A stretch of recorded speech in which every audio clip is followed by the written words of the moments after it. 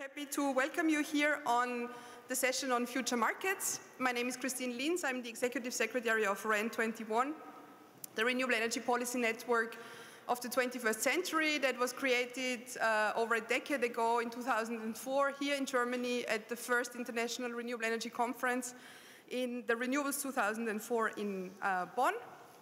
And I'm going to be your moderator of this session, which focuses indeed on an interesting topic. It focuses on how the future markets should look like to facilitate the Energiewende, the transition towards renewables and energy efficiency. And I think we are really at the crossroad right now, because if we look at the past decade, that was focused on the introduction of renewable energy targets. REN21 is tracking this policy and market developments since 2004 in our annual Renewables Global Status Report. And back in 2004, there were about 45 countries in the world with renewables targets. Back in 2015, that number went up to 164. And so if I say that the past decade was the decade of introduction of renewables, I think the current decade that we are in is the one on integration of high shares of renewables. We have a situation where, for example, wind power generates 40% of electricity in Denmark, 21% in Nicaragua, or where in Portugal, for example, in the month of February 2016, renewables contributed 95% of total electricity consumption.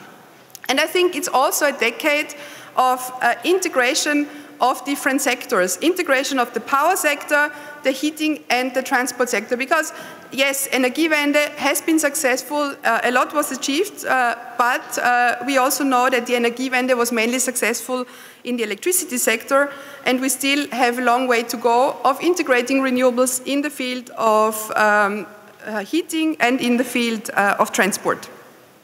We have heard this morning that depending on the share of renewables, different challenges arise from curtailment, the need for forecasting, the evolution of support systems. It is, of course, a different situation when you have a system, as it was mentioned, where with about 1.7 million electricity producers, what is the case as of today in Germany, their flexibility and demand-side solutions are becoming more important. We will have also to focus on storage, whereas we've heard today also that large shares of renewables, even without storage, are feasible. And we are really at the crossroad, I would say. And the main question that keeps many of us busy at night is the question on how investment in future energy markets can be ensured. What are the correct recipes? Is it capacity markets? Is it renewable support? Is it strategic reserve? And these are exactly the points that we would like to discuss. If you're now looking for the ideal recipe, ladies and gentlemen, I'm not sure that you will be satisfied with this session. However, if you look for a variety of viewpoints, I think then you're actually exactly in the right place, because we'll have a panel that will discuss very, very different options with a broad geographical range. We will hear from California, from China, from Japan, from Nigeria, and last but not least, from Germany. And we will also get different perspectives, both from policymakers, from research, and from utility sector. So without further ado, let me welcome my panelists and ask them to come up to the stage. First, Professor Carsten Neuhoff from the head of Department of Climate Policy from the German Institute for Economic Research. Then he will be joined by Bob Weissenmiller, who is the chair of the California Energy Commission. Then let me welcome Wang Chongying, the head of the China National Renewable Energy Center, and the Deputy Director General of the Energy Research Institute, ERI. He is on his way.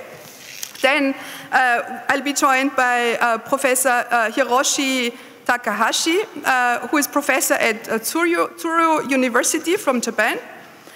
Then welcome to Romundaka Vonodi, the CEO of the Nigerian bulk electricity trading company. Welcome. And then we have Håkon Voigt, Vice President of the CEO Office of E.ON Sweden. And we will also be joined by Joachim Goldbeck, the President of the German Solar Association. But I think, there he is. Okay, very good. Welcome. Last but not least. So you see already we have quite a wealth of experience, and when actually we configured this panel, we were thinking that we'll ask Carsten Neuhoff to get us started on some characteristics of regulated liberalized markets from a research point of view. The way we will proceed is that each of those panelists will be given the floor for an introductory statement, then we'll have some discussion, but then, ladies and gentlemen, contrary to the morning, it's going to be your turn. So start thinking about the questions that you would like to raise to the panel and get ready, because the last part of the session is dedicated to what exactly you would like to know. And without further ado, I would like to invite Carsten for his introduction into the international discussion of regulated and liberalized markets. Thanks so very much.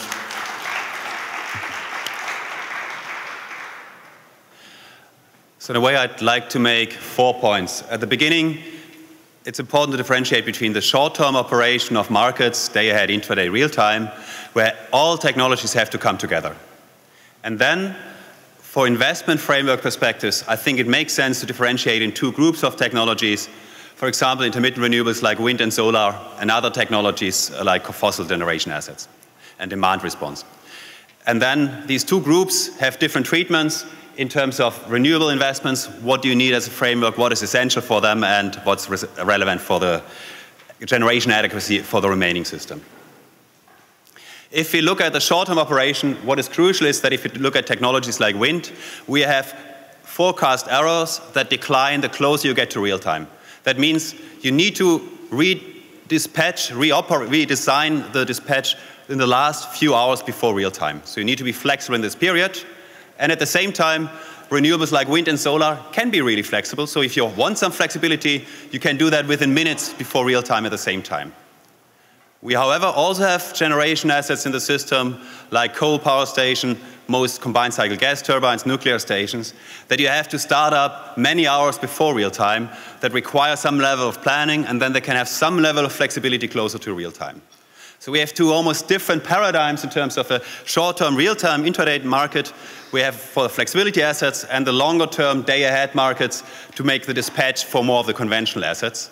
And a power market needs to allow for both if it wants to allow for the shift from a conventional-based asset system to a renewable system in the future.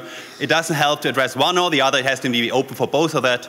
And that's where we increasingly see auctions, common auction platforms at the day-ahead stage, and now also in Europe, increasingly intraday, as a way of facilitating this trading and optimization across the system. One dimension in these debates, which we are now starting to face more and more in Europe, is what is the interval for which you trade energy? Is it 5 minutes, 15 minutes? It always used to be an hour. And again, here we see differences. On the x-axis, you see renewables. They like to have short trading periods because you can upgrade or downgrade your production quickly, and your production can also be changed quickly. So you need to get to shorter trading periods. On the other hand, if you have a coal power station, and someone asks you, now produce power for the next 15 minutes, it's just not possible. You have ramping rates, which you need to gradually adjust up and downward. And so we have quite a big debate. Should we go in one direction, shorter periods, or longer periods, block bids into the other direction? And that's where we can learn from systems across the US, which have implemented multi-part bids, where we have seen something like that replicated in southern European countries, that combine the opportunities of both of these bidding requirements. And again, a dimension of power market design that we are now starting to debate in the European context for our intraday auctions. Which brings me to the longer-term horizon, investment frameworks. Again, we have 2 very different characteristics. If you look at wind and solar energy, most of the costs are investment costs, capital costs, and later on costs of capital of these activities. While if you look at a gas turbine, capital costs are 30%, and then you have to buy gas, operational aspects, and maintenance that are far bigger share of the cost component. So the strategic choice on renewables are when to invest and which technology to invest. With the other technologies, it's more like how do you do it, how do you operate it, where do you contract your gas. Governments have a lot of information, have almost the same level of information for renewables.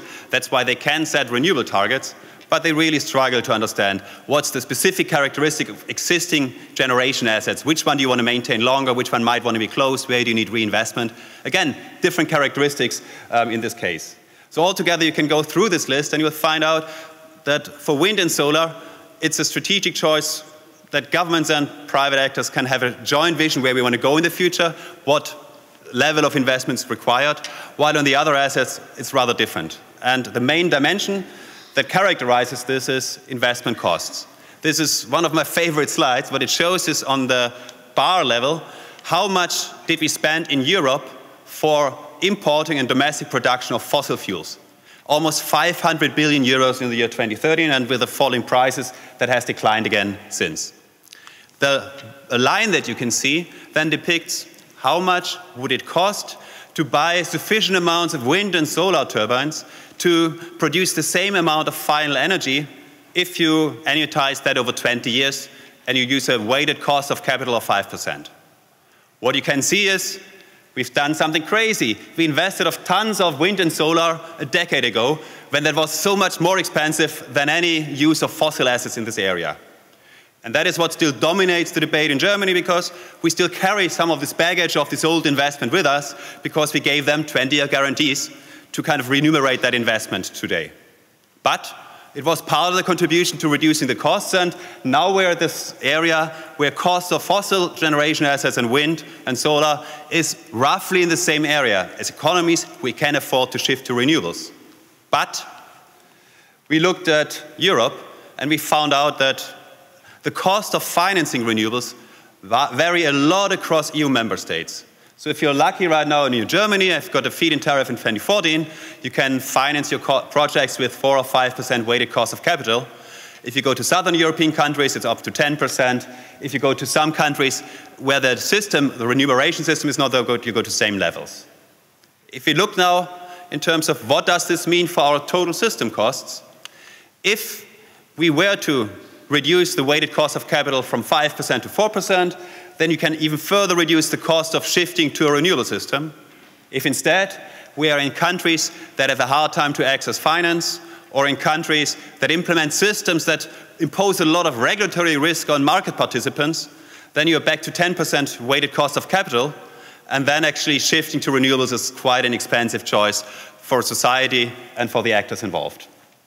Therefore, what we think is important is to cooperate internationally where that is necessary to address national financing costs to help countries address this. Implement policies that reduce financing costs for actors by addressing regulatory risk and by addressing market failures.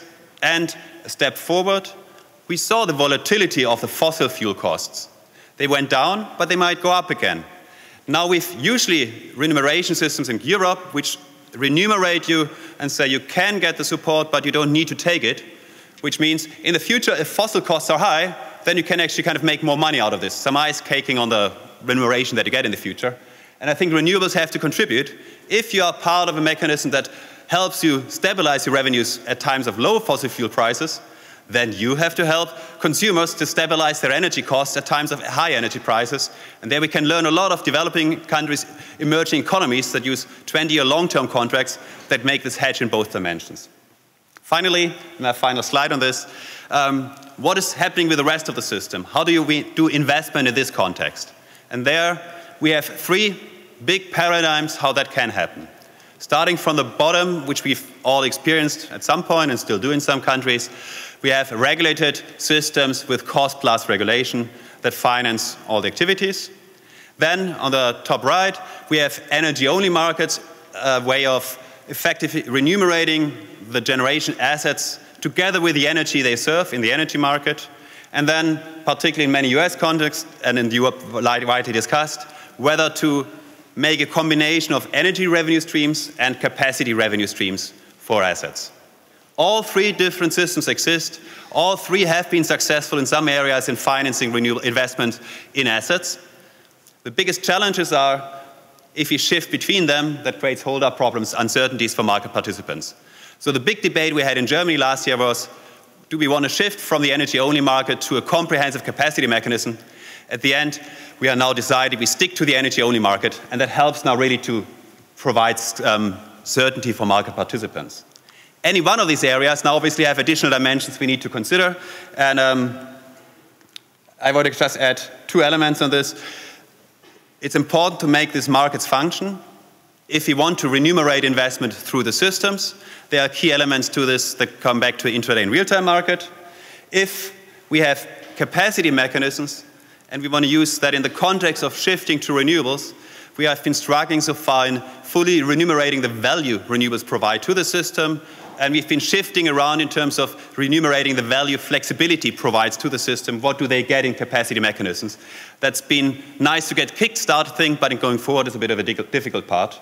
It's also difficult to integrate across national boundaries. That's why in Europe we are very hesitant to support capacity mechanisms because we don't know how to do that in the European context. Finally, capacity mechanisms provide more stable revenue stream to investors. It's not really clear how much they help to insure consumers against peaky energy prices that might come up in some times in the future. For energy-only markets, and that's my final point now here as well, it is important to make sure that they function, and that has two elements. One is contracting arrangements. 1 to 3 year contracting is necessary to stabilize things, and that is the key element of making them happen.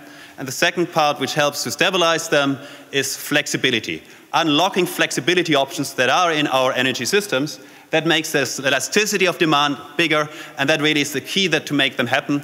And that's been the big debate, apart from capacity mechanisms, how to now do this in Germany. And I think that's what we will see, at least in the European context, in the years coming forward. Thank you very much.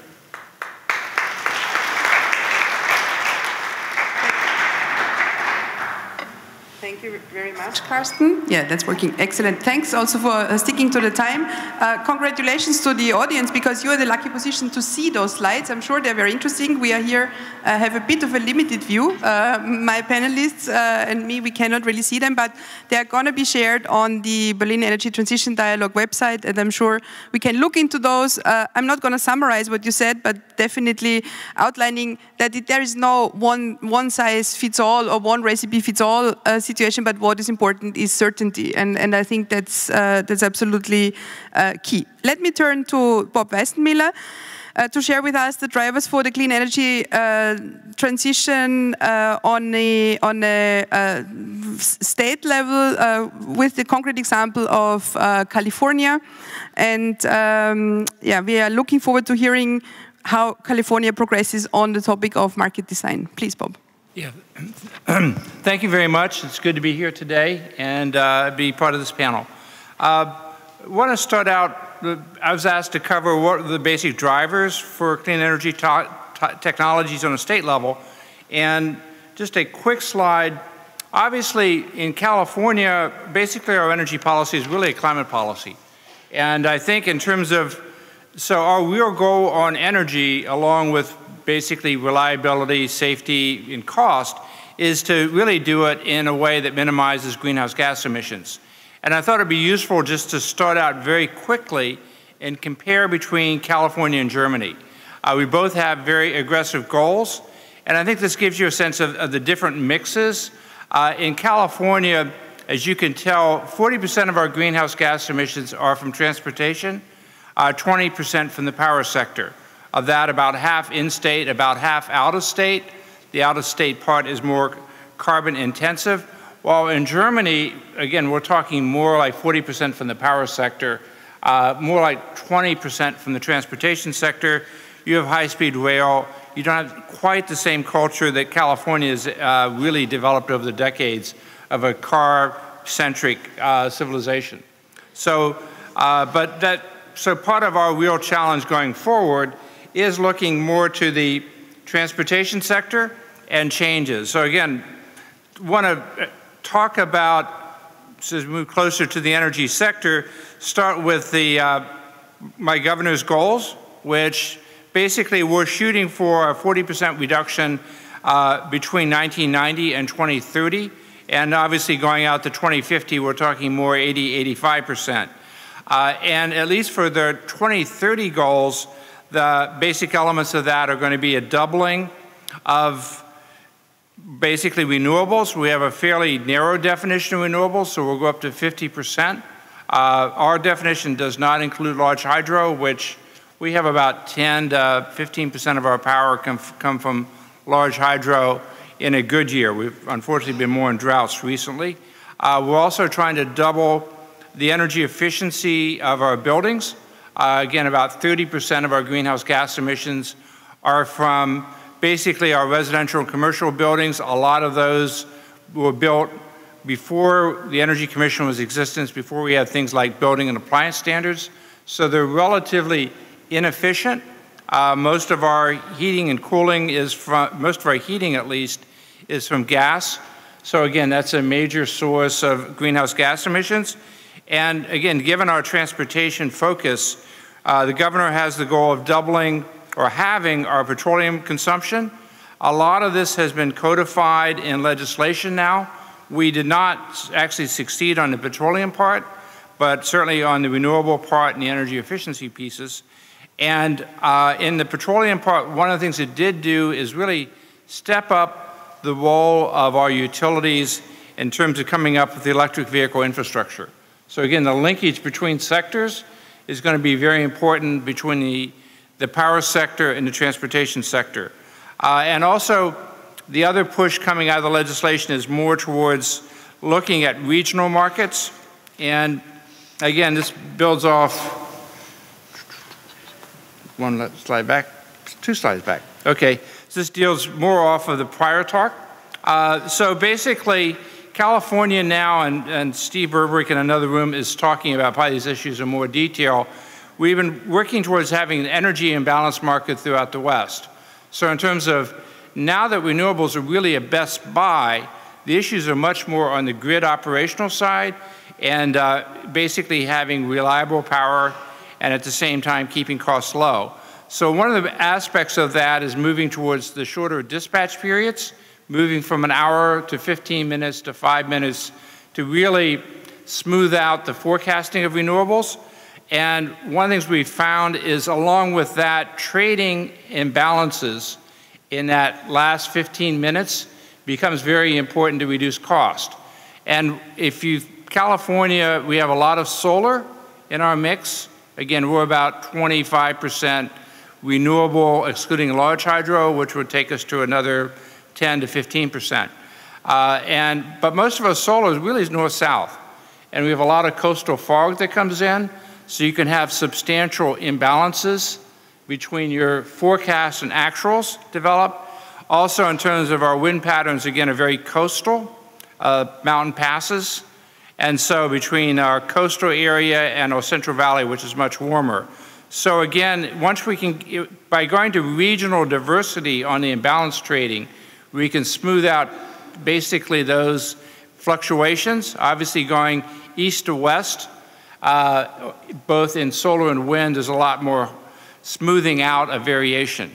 Now, that's the energy imbalance market. One of the things we're starting to talk about moving towards is basically making the California Independent System Operator more regional in nature, more west-wide. We now have a proposal from Pacific Corp to actually join the California Independent System Operator. That means that ultimately we have to go from a California Independent System Operator to much more regional in nature.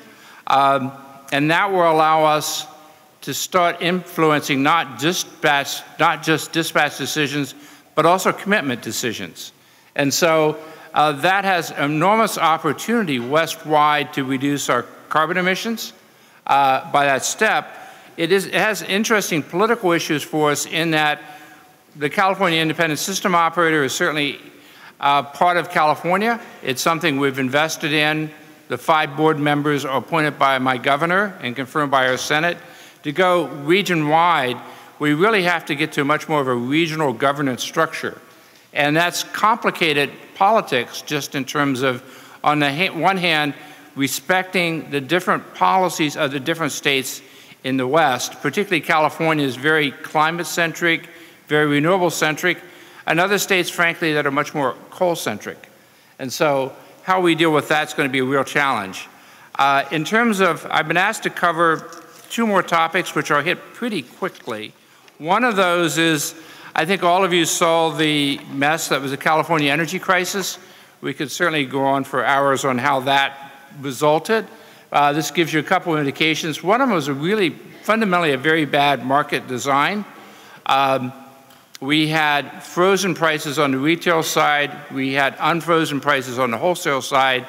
We had spot markets on the wholesale side, so very volatile, which meant that when you had a supply-demand imbalance, you could have price spikes. And you can see that we had price spikes. Part of that, frankly, was gaming by the market participants. Part of that was because of this delta between the frozen retail prices and the expanding wholesale prices. The utilities were in financial trouble. In fact, PG&E went into bankruptcy. As the utilities were marching towards bankruptcy, obviously no one wanted to supply them power. And so that really accentuated the problems and led to outages, even at times, even in our load period. So it was a phenomenal mess in terms of how did we reform it. Actually, the immediate response to get us out of the mess was energy efficiency. It was remarkable how much Californians stepped up to really respond, like a 5% drop in loads from energy efficiency.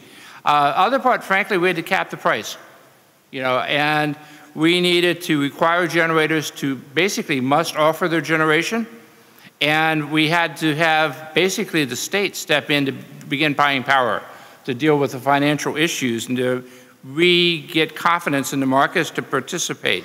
Coming out of that, frankly, was our real shift towards renewables. You can really look at the crisis and look immediately at sort of what happened on the state's drive towards increasing its renewables up to right now. The current target is 33%. Actually, we're shooting 33% in 2020 and 50% plus in 2030, but that certainly came out of that. We restructured the entire California independent system wholesale markets so that, again, they are much more functional now and have been very smooth, resulting in high reliability, low prices. Obviously, unleashing retail prices was critical. You don't have demand response if you have frozen prices. Make it pretty simply. And our merchant generators moved over to essentially long-term power purchase agreements, and we have a very vigorous market monitoring. So the last topic quickly is storage. And California has directed the utilities to go for 1.3 gigawatts of energy storage. That's primarily batteries. That's by 2020. There is some flexibility on the timing, so that could be a little bit later. They also have a requirement for both in front of the meter and behind the meter, so large scale and also smaller. Again, these are primarily batteries, so we're not talking of, say, a 1,000 megawatt pump storage, but really much more on the battery side or technology driving. And the interesting part with the mandate is, as we've gone out to auctions or bid offers, we've been really swamped by the bids. Again, we can talk about the quality of the bids in a second, but we've typically seen when we go out to auctions 10 to 50 to 1 ratios between what we're asking for and what's bid. That might be multiple bids by a single party in terms of exploring prices. And the first couple, we're still trying to get some of the features worked out. For example, do you need site control first? I remember on the very first one talking to a power plant owner who had bid storage, lost, and then discovered somebody else had bid for storage at his facility. Obviously, they didn't have site control. Or other people would bid storage in military bases. Most of you know military bases, you have minefields and guards. So the notion of not getting site control first was a mistake. And others were trying to put the technology risk on the utilities. So at this point, we have contracts in place. The interesting question is going to be performance of those contracts and then the operation of the facilities. So definitely stay tuned. We'll have a pretty interesting discussion in a couple of years as that comes to pass. One of the more interesting things that came out of it, just to hit pretty quickly, is a lot of times we talk about storage, we talk about demand response, we talk about distributed generation, and we put silos in place in our programs. Well, in fact, out in the real world, a lot of the opportunities come by integrating those. So there was one of the more interesting bids we got in an all-source bid, actually was for Demamd Response, which was a collection of buildings that were going to be operated in a combined package. But at the same time, there was storage behind the meter, which would back up the Demamd Response bids. And there was also distributed generation behind the meter. So again, I think in terms of looking at what's going to be very interesting long term is putting together packages of the preferred technologies to come up with the best value for the ratepayers and for the owner. So thanks.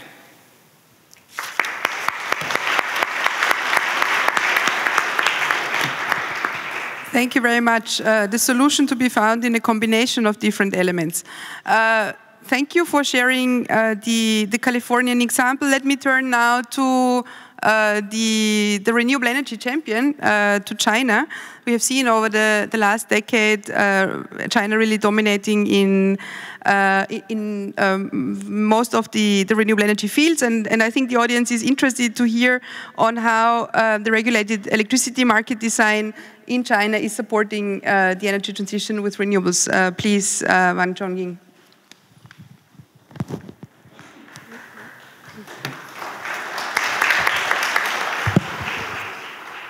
Good afternoon, ladies and gentlemen.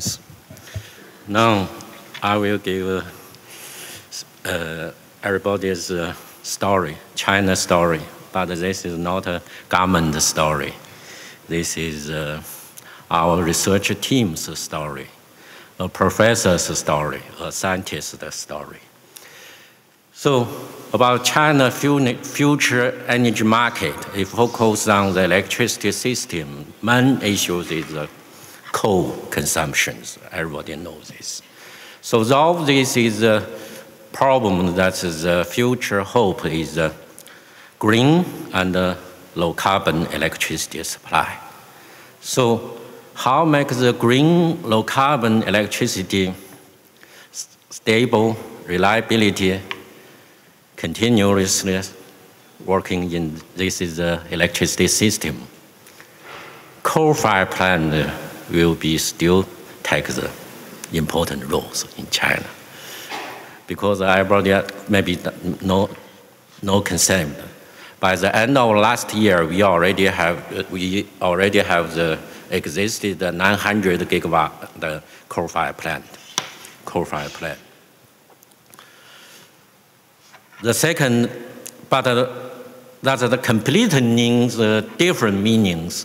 Future coal-fired plant comparing the non-coal-fired plant. Future coal-fired will take the peak load functions.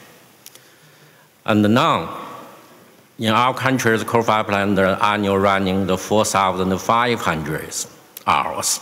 In future, our coal-fired cannot exceed 1,500 hours per year. The second important thing is that the V2G. V2G, that will take the important roles for electricity systems.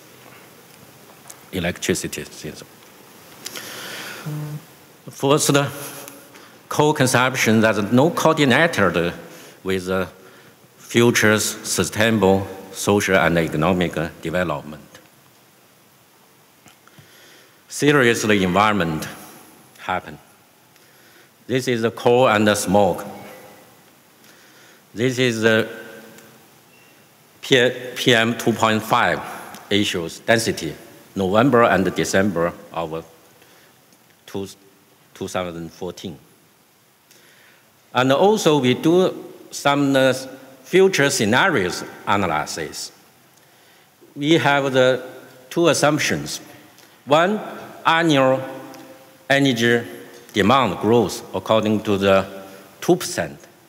Second, annual growth 1.5%. And base year 2011. But based on another assumptions according to the existing policy framework continuously expanding to 2050.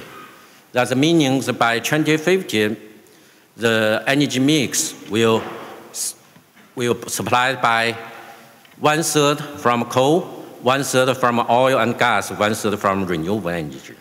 That means still cannot meet the CO2 standards 2050s. So this is very important. We have conclusions. By 2050, the coal consumptions in China cannot exceed, how to say, 1 billion tons. So what's the China's energy transition directions? That's both focus on the energy supply, energy demand. The power sector will take the key important roles. Demand side power system transition, we must have the very high level electrification, above 60%, final energy. Supply side green power transition, we should mainly based on the wind and the solar supply electricities. So this is our strategies.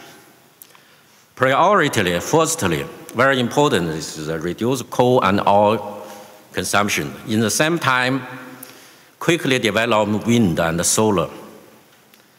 And also in the same time, we should use the natural gas meet the shortage of renewable energy. So if from the concrete data, primary energy structure, non-fossil fuel ratio by 2050 should reach to 66%.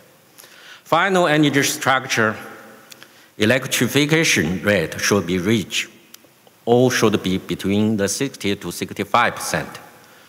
Primary energy supply will be reduced from the original plan, 6.5 billion TCE to 3.5 billion TCE. Then final energy consumption could be reduced to the 3.2 TCE. This is why? That's the very high energy efficiencies. Why we have the very high energy efficiency? Because of non-fossil fuel, or we can say the renewable energy will account the 66% of total primary energy supply. So that means the renewable energy had a very high efficiency. So this is our final outputs about CO2 emission and some environmental issues. If we resolve the China energy issues, I think the world is also beautiful. But for this, just I mentioned, final energy high level electrification rate is very important. The second, we must use the renewable energy, replace fossil fuels, and in which wind and solar take the key roles. Now, how meet all these goals? We should have ensure the policies and the mechanisms reform, system reform. First, that we should combine economic transition in China. In this slide, I just gave the one example. Economic transition, there are many ways, but one of the very important is the electricity vehicle industry development. This is very important. The second, energy transition, I already said. The third one, very, very important, is the power system reform. In China, we must take the 5 to 10 years by 2025, establish our completely competing electricity market. The fourth one, that's the China's characteristics. Many energy enterprises, that's state-owned enterprises. So state reform on state-owned companies is very, very important things. Very, very important things. Yeah. Last one, that's the legal and regulation system to administer a country. That's the meaning that in China there is an old sentence, old stories that how to say, when you manage a big country, just like cooking a dish. Some people cooking a dish is very delicious. Some people cooking a dish maybe not good. That's because what's the material used and what's the material should in this dish. So you follow some rules, must follow some rules. So we say that management a big country just like cooking a dish. If you can make like this, that's the finally, so huge wind and solar in the electricity system. I give you a data that by the 2050, we need 5,100 gigawatt wind and solar capacity supply electricity for our electricity system. How make this kind of system stable, reliable, and also flexible? That's I tell you another real things. By the 2050, China will have the 500 million vehicles. That's not too much. If according to the 1,000 persons, only 300 vehicles. So far in China, per 1,000 people, we have the 100 vehicles. But in Germany, it's almost 600. In US, 800 vehicles per 1,000 hours. So by 2050, what's the meaning of 500 million vehicles? That is 1,000 people have 300 vehicles. That's very, very reasonable. So in which we should have 400 million EVs, electricity vehicles. What's the meaning? Which will take peaking load 870 gigawatts. This is one. Please remember the date. Second date, by 2050, we will still have 900 gigawatt coal-fired plant, but only for peaking load. They're only running no more than 1,500 hours, even less than 1,000 hours. That is completely big reducing the coal consumptions, 2/3 at least 2/3. So 5,100 gigawatts the wind and solar, but we have peaking load power 1,770 gigawatts, which account the total 34.7% of wind and solar power. 1/3. We will have a very, very reliable and flexible system. Thank you.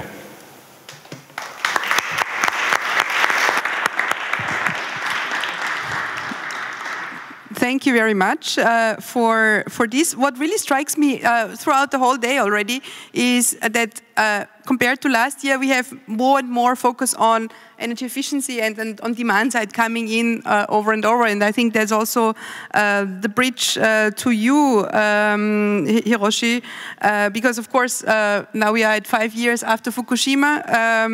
Japan had to manage a completely different situation with the nuclear power plants being switched off. Maybe you can give us some insight insights on how you dealt with this and how the Japanese energy regulation balances markets after this phasing out and phasing in renewables, please. Thank you, Christine.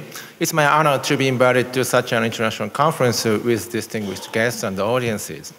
And generally speaking, if a person is invited to such a conference, maybe he or she is expected to present something very much advanced.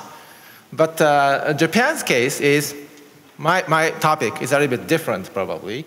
If I describe the factors of the energy Wende with these two factors, one factor is a transformation from a large-scale centralized generation toward more distributed, smaller size of distribution, such as renewables. The change of the electricity source is one dimension, one factor, the horizontal axis. Another factor driving energy Wende is from monopoly to market, right? Monopoly to competition, market liberalization. That's the vertical axis. If I describe the energy Wende with these two factors, of course, Germany is one of the most advanced cases. Germany has a long history of market liberalization and also a very high share of renewables electricity. And unfortunately, Japan is located in the lower left-hand side space. We have not liberalized the market so much yet, and also renewables ratio is quite low. So that's the basic understanding what we, Japan, are located before March 11, the Fukushima accident in 2011. But of course, that historically severe accident forced the Japanese government and Japanese people to reconsider our policy on energy. And that's the starting point of my today's discussion. So first, as for the renewables and the electricity mix, please look at this chart. This chart shows the electricity mix of Japan. Roughly speaking, before the March 11, 2011, Japan has been dependent on nuclear by 30% in kilowatt hour, and 60% by fossil fuel, and roughly 9% by hydro. Or traditional hydro. That means we had only 1% renewables excluding large-scale hydro. That was the situation before March 11. And you can see the right-hand side of the chart, all the nuclear power stations were stopped after the accident, mainly due to the revision of the nuclear safety regulation, which we came to realize there was a flaw. And all the stations were stopped. That's why what replaced nuclear was fossil fuel. And so even now, we were dependent on 90% in our electricity supply by fossil fuel. And after March 11, we started feed-in tariff for renewables, but still the ratio of renewables excluding large-scale hydro is only 4%. So still quite low after March 11. And the Japanese government reconsidered our energy policy and set the new electricity mix target last summer. That's the right-hand side one. And the government said, okay, our target in the year 2030 should be 13 to 40% for renewables. So if we compare this number with the existing actual number of 4% renewables, that's a lot. 3-4 times bigger, but still already Germany, Spain has already achieved this ratio of the renewables. So the target in 2030 is not so ambitious.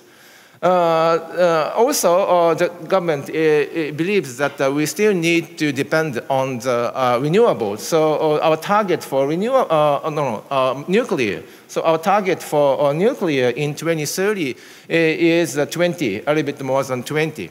So unfortunately, yet we try to change a little bit to deploy more renewables, but still it takes more years to go. So after March 11, we could overcome anyway, despite the huge supply shortage of nuclear power stations. However, except right after the accident, we could overcome the supply shortage. Why we could do that? Another reason is saving energy. Even from this chart, you can see the entire electricity consumption has decreased after 2011. And this chart shows in more details about that. The bar chart shows the entire annual electricity consumption, kilowatt hour. So you can find that the bar chart sharply decreased in 2011, roughly 10%. Why? Because consumers saved energy, saved electricity. And the red line chart shows that's the annual peak demand in summer, and that dropped even more, 20%, by 20% from 2010 to 2011.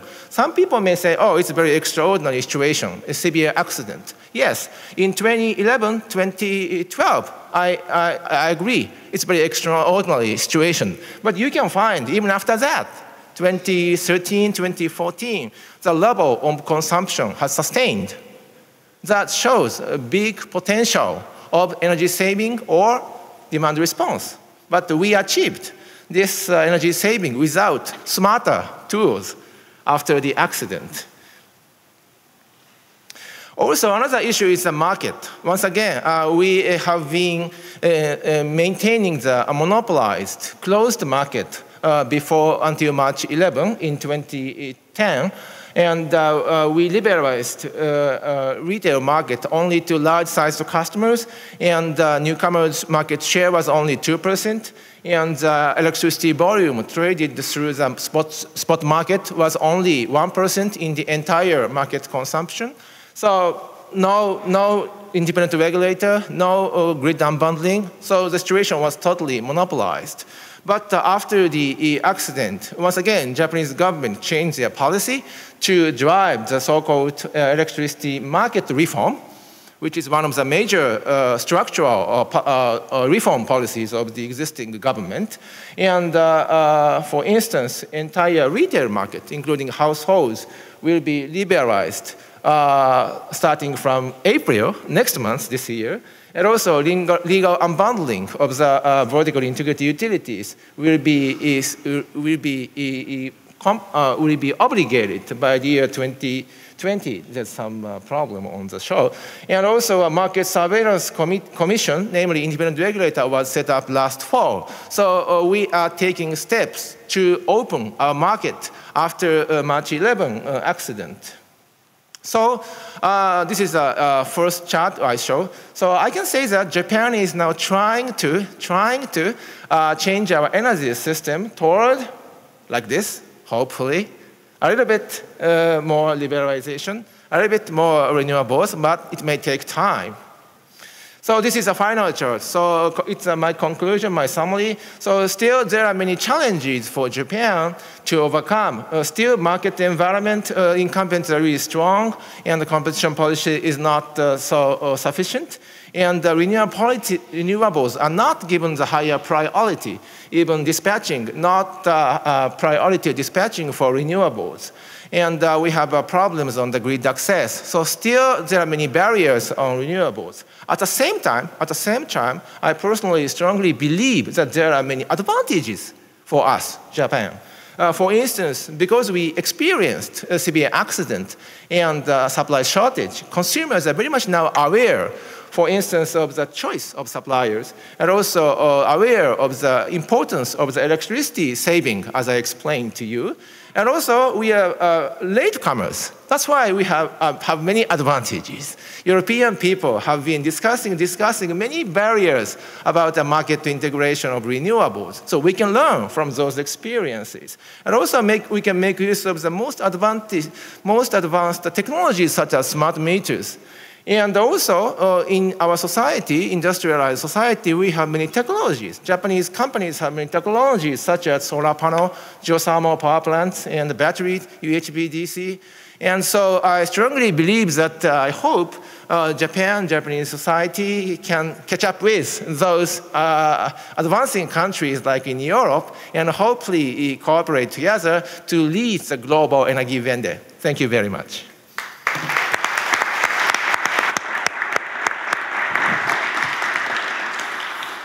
Arigato mas. Well, now it's my pleasure that we managed last minute to get Rumondaka Vonodi from Nigeria here with us, because it is, I think, interesting to see from an oil exporting country what are the reasons for putting a policy in place on renewables. We heard it already with the Saudi Arabian minister this morning, but I think even in addition to Saudi, or the example of Saudi Arabia, of course, from a country where access to energy is still a challenge, and I'm looking forward to hearing from you whether that's the reason that you focus on renewables, or what are the drivers. So the floor is yours. Rumondaka, please. Christian, thank you very much, and good afternoon, everyone. Unfortunately, I do not have slides to show, but I'll just talk through my presentation. Okay. The first thing is to, just give you an idea of where Nigeria is coming from when it comes to the renewable energy policy. And then I'll give you an overview of that policy, and then what the government is doing to drive the policy. The very first thing to say is that if you look at generation mix currently, what we have is just gas-fired plants, which have about 65 to 70% of the output, and the rest are large hydros. The hydros are located in the middle belt of the country, while the gas is located in the Niger Delta, which is the southernmost part of the country. Then up north, we have very good sunlight and high irradiation figures. In 2005, the government decided to reform the power sector and bring in private sector participation. And what it sought to do was to unbundle the utility and then privatize the generation and distribution company, keeping the transmission company, and then establishing in the middle a commercial entity called the bulk trader, which I currently work for. The privatization has happened, and also as part of that policy, the government also decided that it was time to diversify its generation mix. This was all in the Act of 2005, but in 2010, it took an urgency. There was a roadmap that was put in place detailing how this privatization would happen, the name of this entity and how it's going to work, the bulk trader, and then the mode of privatization, and we went into privatization.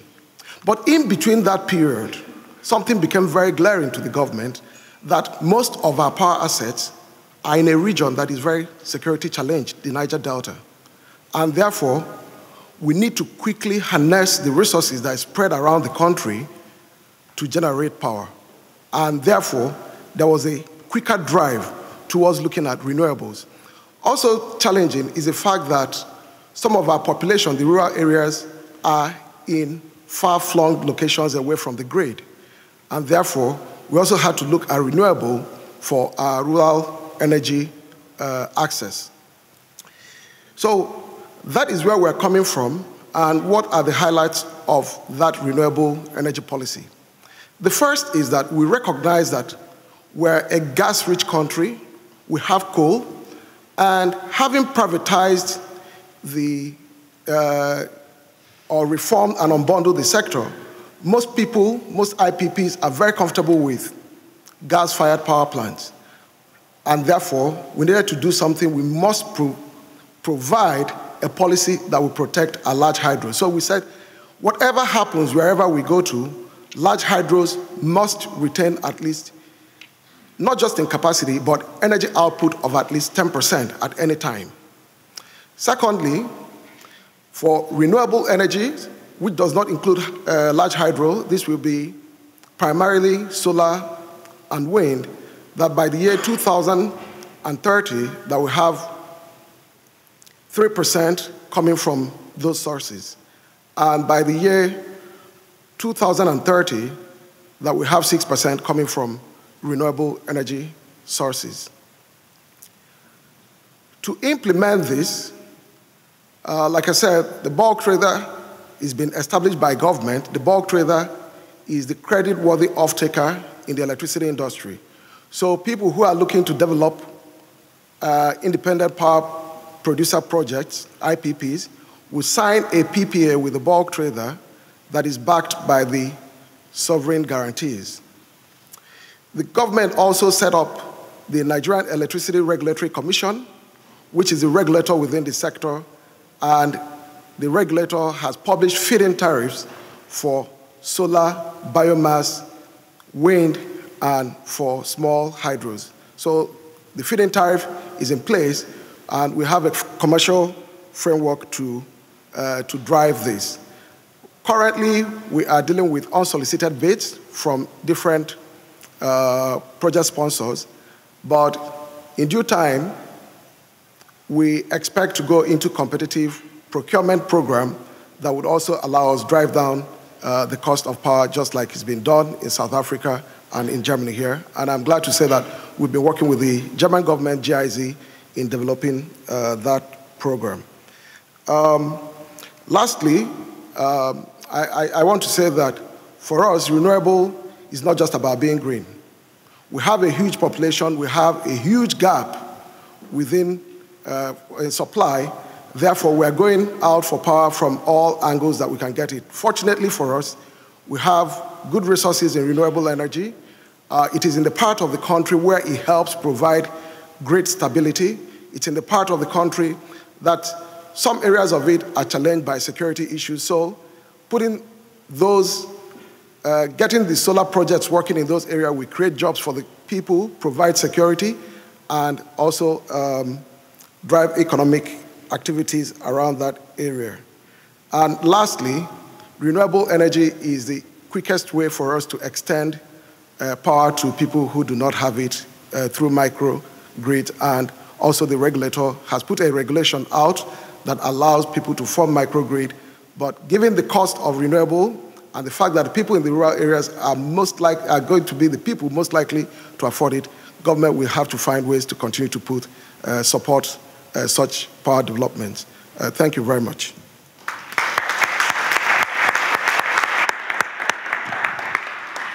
Thank you very much for outlining your strategy on how to facilitate access to people with renewables while at the same time integrating them into a mainly fossil fuel-based energy system. Let me now turn to Håkan from E.ON Sweden. I think it's going to be interesting also, of course, when we talk about future market, about market design. Utilities are in the often difficult situation, so it would be interesting to hear from you how, from a utility perspective, you see the transformation of the energy market from a Nordic perspective, given the fact that in Sweden you have already 52% of renewable energy and a large part of fossil-free electricity generation.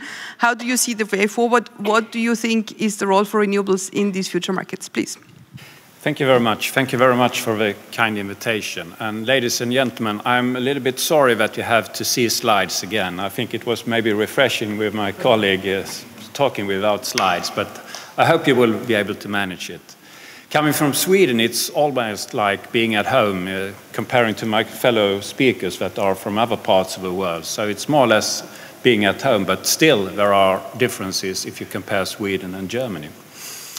So, as we already heard in the introduction, if you just look at this figure, Sweden actually already fulfills its 2020 targets on renewables, having the highest share of renewables in the European Union, more than 52%. So, of course, everything looks very fine, and you believe that I can stop speaking now because everything is already done.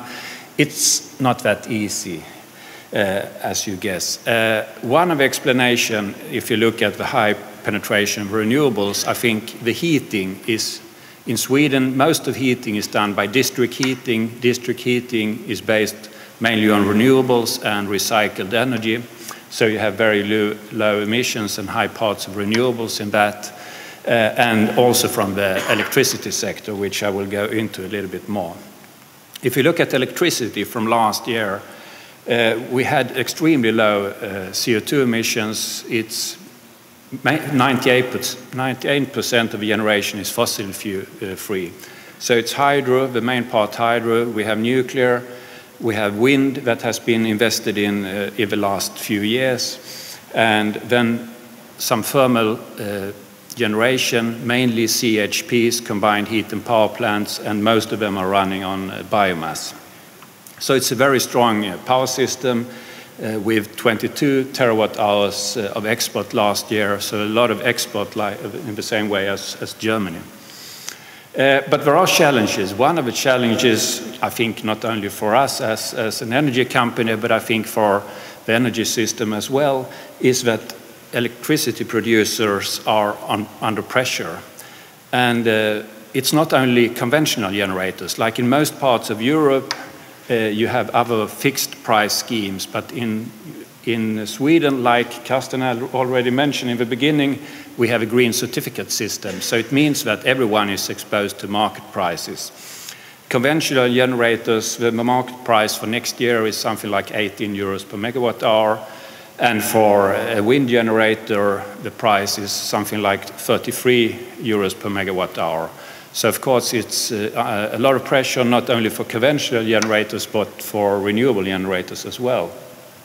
So I think that's a big difference compared to many other countries. Other challenges that we see is, given the market situation, there have already been announcements that 4 nuclear reactors will be closed in the coming years, basically due to low prices, but also the need for reinvestments, and that we also have a high tax on nuclear. And the new electricity production that is coming is mainly variable, and it's possible for us to manage quite a high share of renewables in Sweden, because we have a lot of hydropower that is very flexible, and with our neighbor Norway having just hydropower and with a very flexible system as well, it's possible to integrate a lot of variable production in the Nordic system. And the major challenge, I think, going forward is probably in transportation. It's still something like 85% based on fossil fuels, and the vision of the Swedish government is to have a fossil-free transportation in 2030. So this is one of the main targets we are working on right now. And looking at what development we really will see, I think I'm not able to say what we will see, but I think we see a lot of trends going on now. I think first of all, of course, very new opportunities for customers. Given the technology that you see, digitalization, the cost reductions in decentral generation, I think there are a lot of promising things around local storage as well. We see that the customers can be much more active in the market, and we see that in Sweden as well, where actually most electricity customers are buying electricity based on spot prices.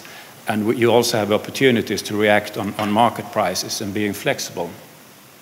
And we have a lot of flexibility in hydro. We believe that CHP, combined heat and power, will continue to grow, and that's important as we have a lot of electrical heating as well. And we need firm power in winter. And combined heat and power is very good because you produce more when it's cold, and that's when we need electricity as well. We will certainly have a lot of more wind and solar coming into the system. When and how much is difficult to see. And then, like in most parts of the world, we have an urbanization going on. People are moving to the cities. And this is, of course, a challenge for some perspective, but it also gives huge opportunities to build something like smart grid solutions that we have been working on for a long time. The grid, I think this is really the center of this transition, and I think that it's a lesson learned from some other countries, I think including Germany, that you need to be early when it comes to grid. You have to have a strong grid so that you're able to have much more variable generation, much more active customers. We believe we will have more electrical vehicles and other things that makes it extremely important to have strong grids. And also smart grids where you actually can use flexibility from customers. And when it comes to using energy, I think that was a theme we heard already in the morning, so I'm maybe repeating it to say that, of course, energy saving is the most important things, but also to make use of surplus energy. We have been able to attract, for instance, large data centers to the Nordic area, and then it's also a possibility to use the waste heat from the computers going into the district heating system and other solutions. To use wind and solar, of course, to use biomass, and to some extent as well fossil fuels. But I think you should try as much as possible to go up these stairs to have a much more efficient system. I will not go into detail to this, but just explaining that this is something that we have been working on very long, trying to combine, because it's not only about electricity, it's not only about transportation, it's not only about heating, it's about combining it. And by using this, I think you can increase efficiency incredibly. Some customers need to heat, and at the same time, some customers need cooling. And by using this in a grid, you can actually transport this, and without adding any additional energy, you can basically use this as a very efficient measure. So this is something I think the first smart city solution we built with 100% local renewable supply was more than 15 years ago. So I think this is something that is possible. We have been doing, and with digitalization, you can develop these ideas a lot. Coming back a little bit to your question, yes, on what it means to E.ON, I think we see that you need to have a market design, you need to have a system that fits for the central generation, you need that, especially for security of supply, but we have a very interesting development around the customers as well. To be able to be competitive in these markets, we believe that it's so different when it comes to corporate culture, when it comes to strategy. So we actually decided that we would like to split up the company in two different parts. So I think this is the conclusion we have come to. Thank you very much.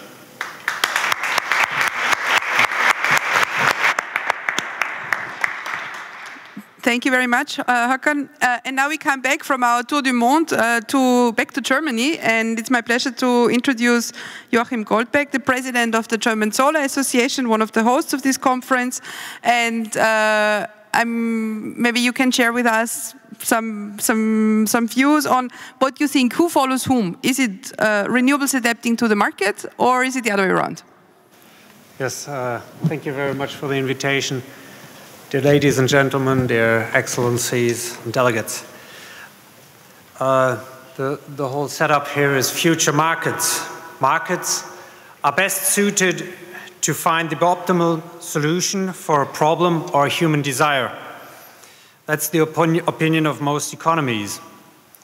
And I personally do believe the same. Markets will find the best solution if the benefits, the real benefits, are being paid for, and if all costs are really reflected, and if choices are transparent to the customer. Let me have a quick look at that. The benefits to the electricity customer are a combination of the power availability, kilowatts, and energy consumed, kilowatt hours, at a specific moment, in a specific location. While energy is being measured, and power usually is provided at a flat rate, the timing and the location, however, are barely reflected. Those are nevertheless crucial components of the cost. Energy autonomy may also be considered a benefit to an individual or to the nation. Electricity from photovoltaics or other renewable energy sources, and I'm afraid to say that, does not so much provide enhanced benefits. You might be astonished of that. No, but it's the electricity from fossil or nuclear sources that have tremendous disadvantages, which must be reflected in the price and which can be avoided, as what we are hearing the whole day today. There are obvious costs, consumables, labor, capital. Beyond that, other costs are frequently not counted, public costs. That includes environmental costs, the cost to cover risk and disposal, and mistreatment of human rights. This is where values come in. Is it a value to have clean rivers? Is it a value to maintain a temperature level for our planet? We're at 1.35 degrees in February above the long-term average. So time is just about used up, 0.2 degrees more than the month before, which was the previous record. So at summer, we're at 2 degrees above. Anyway, public goods are always overexploited. Our atmosphere is a global public good. To avoid overexploitation, either rules or artificial new markets have to be installed to internalize these external costs. So when should we use rules and when markets? And when I thought about it, I was a little astonished myself. Actually, is there really such a big difference? Markets are good in pricing resources in complex environments and in this way managing scarcities. Scarcities which nobody can pay for by himself, such as clean air, need to enter the markets by rules. These rules always bypass markets and themselves create new markets. Rules do have advantages. If designed correctly and targeted at the right core of the goal, they can force a desired change along a reliable path with a minimum of transaction costs versus a market who always is causing transaction costs. A rule can also eliminate fluctuations and thus reduce the risk premium for investments. And we saw a slide earlier where Germany had a very low refinancing spread of 3 or 4%. That's because of low risk, and other countries have higher risk, there's a higher premium. Just remember, rules cannot anticipate the complexity of life, and they will always distort the market and will, after a while, lead to undesired side effects. A rule should thus be regularly analyzed and, if necessary, be adapted to ensure it's still effective in pursuing its original goal. That had not happened in Germany for a while, so this is where we are. So what markets or rules are suggested for a world with more than 80% of its energy coming from fluctuating renewable sources? And I have 5 points.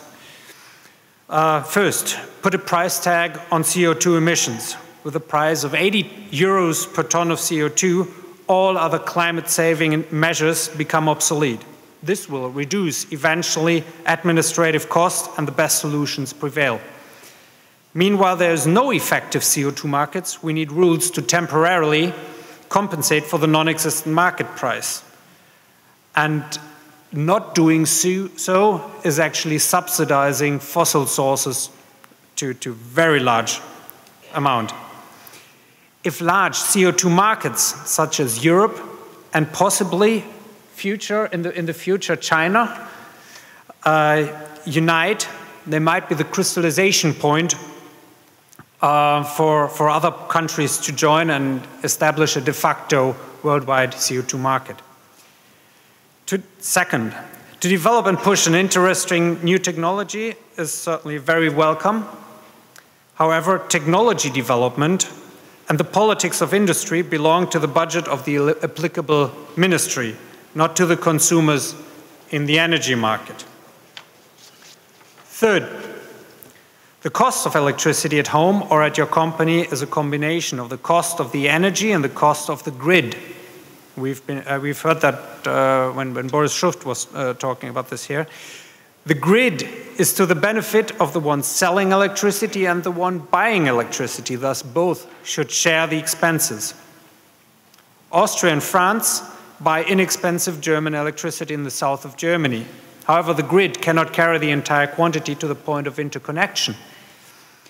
What happens is that local, more expensive gas turbines have to be put into operation, while cheap wind turbines and coal power plants in the north have to throttle production. And that obviously is very expensive. Take into account the timing and the location. The grid costs need to be priced dynamically, producing Storing and consuming electricity locally should thus be cost efficient and not bear additional financial burden created elsewhere in the grid. Fourth, energy devices shall be free to participate in the electricity market with low hurdles. There are cogeneration, emergency, and battery units which may want to offer their electricity at certain market prices. The current status can be monitored by a service provider and who starts the device remotely if the market price exceeds the target price. So we don't really need to talk about capacity markets anymore because they are financed privately. Fifth, the market impulses from the wholesale electricity price, the dynamic local grid price, and their forecasts shall be made transparent and tangible to all customers so that they can steer their production, demand-side management. Storage and consumption profile also to their preferences. This is how energy management becomes really smart and attractive, and as a consequence will stimulate the most effective investments. Now I'm not too much longer. I frequently compare companies and the entire economies with humans. A human who does not expose himself to strain and adversities and who does not do sports will neither be strong nor healthy, nor will he live long. The human body and mind need strain to grow strong and resilient, and so do economies. In 2040, we will have 80% renewables, fluctuating renewables, and if that's the environment in which we have to compete, it's obvious that we have to start training today. Economies that start early and intelligently, I think that was mentioned before also, that aspect, will generate solutions and will set standards that can later be sold worldwide.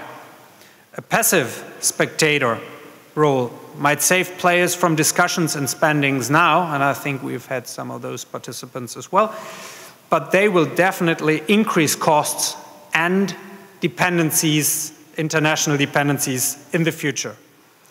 While the train is rolling, the good news is that it's not too late, so get your ticket and jump on. Thank you very much.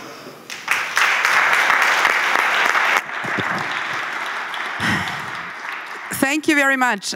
It was a great panel, but we started a bit late, so I think we have, if there are burning questions, the time for 1 or 2 questions from the audience. Are there any questions? Anybody raise your hands? Yes, please. I see a question here in the front. I wanted to give the floor to the women who are underrepresented on the panel. I see a hand over there. So first of all, the gentleman here, and then, is it Anna? Yes, then the microphone goes there. We'll take the 2 and then come back. Yes, please.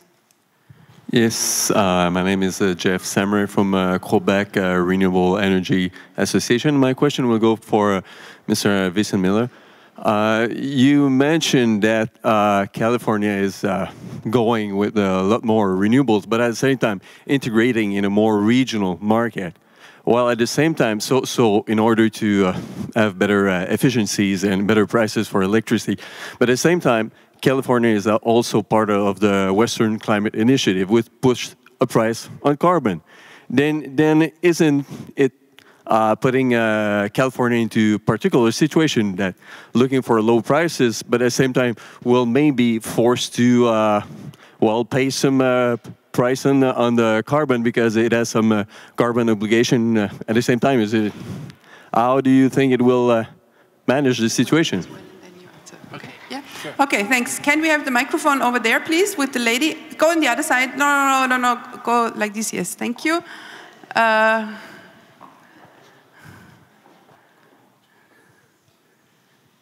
No, the lady that is standing there already next to the camera, if you could give her the microphone. Thank you. Is there another lady here in the front? Yes, Heather, you get the question, the microphone afterwards. Thank you very much. Anna Leitreiter from the World Future Council. Thanks a lot to the panel, and thanks, Christine, to give the floor to the women who are underrepresented on the panel.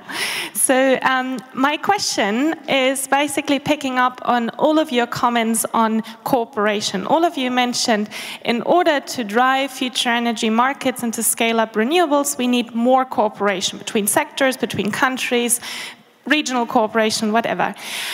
While we're sitting here, there are hundreds of local governments, especially cities, driving this transition on the local level. And I would be interested to hear from those of you representing countries, how are you planning to really cooperate better with your cities, with the local governments, and learning from their experiences, as there is a lot of knowledge and experience out there. Thank you. Thank you very much. Final one over here, and then we'll put the questions back to the panel. Yes, please. Thanks very much, Christine. Yes, Heather Allen from the Sustainable Low Carbon Transport Partnership and an independent consultant on climate change and sustainable transport. And my question is a little bit connected to the last one.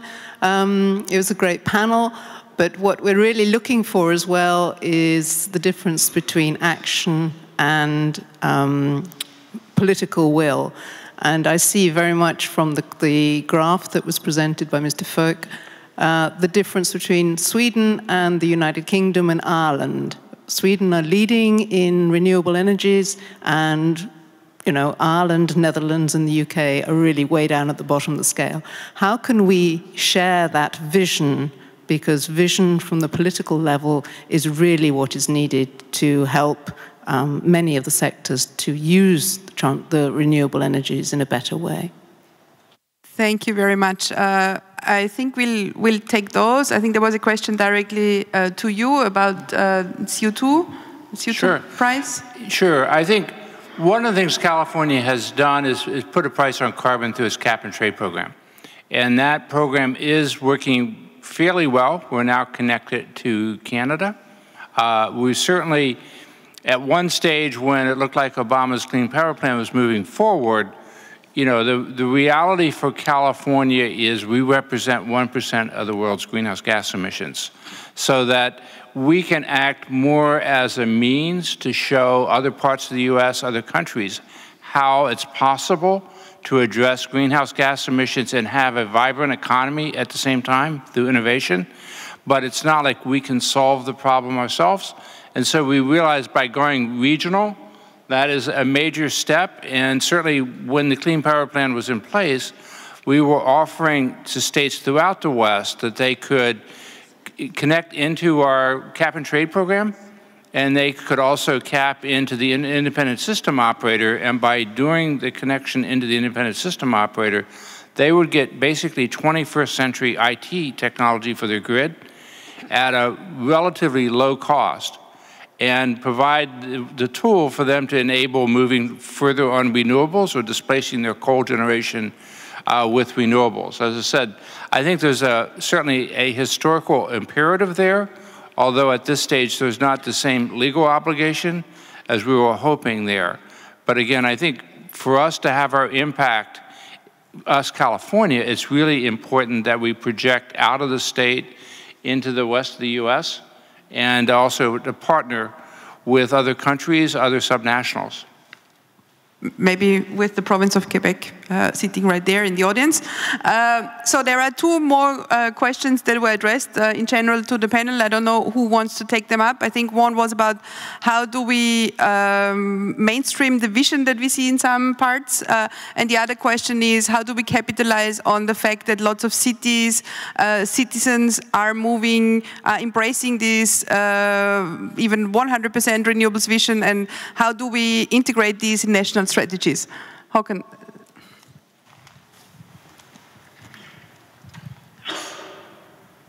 Does it? Yeah. Okay, I just want to give you a comment on the cities. I think this is extremely important, and at least we have a lot of agreements with cities in Sweden where we actually have signed climate agreements.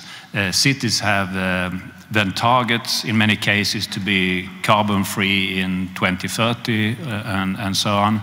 And then we actually sign up that we will take measures to make sure that this will happen, especially cities where we are operating infrastructures such as district heating, or we also have a lot of supply of biogas, for instance, to the local transportation. A lot of buses going on biogas where we supply biogas and these things.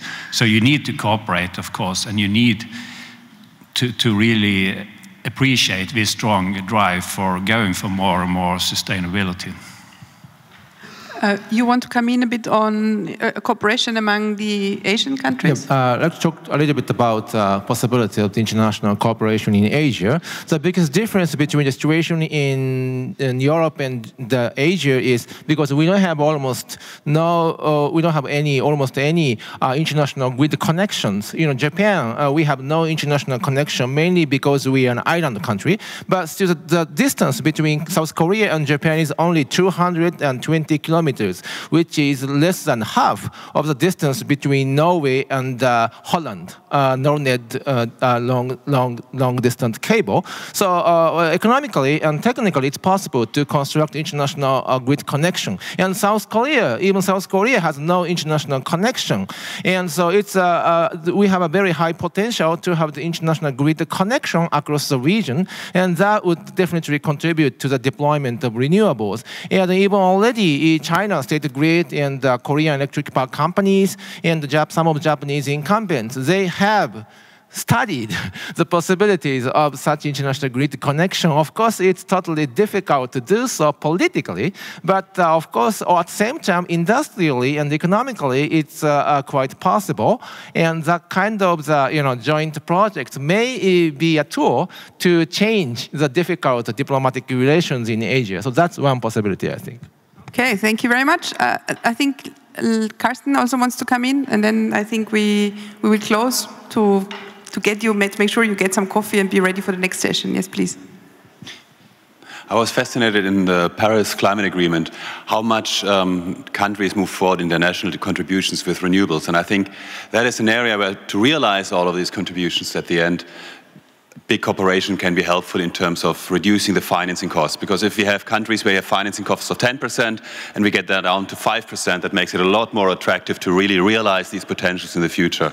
And that's both providing more stability on the regulatory side, and then initially, particularly also helping on the financing with international financial arrangements or something else. We are just starting the same debate in Europe to really internally cooperate to make renewables the attractive solution for all countries. Thank you very much, ladies and gentlemen. Join me for a round of applause to a panel which was very varied, very well. Thank you very much.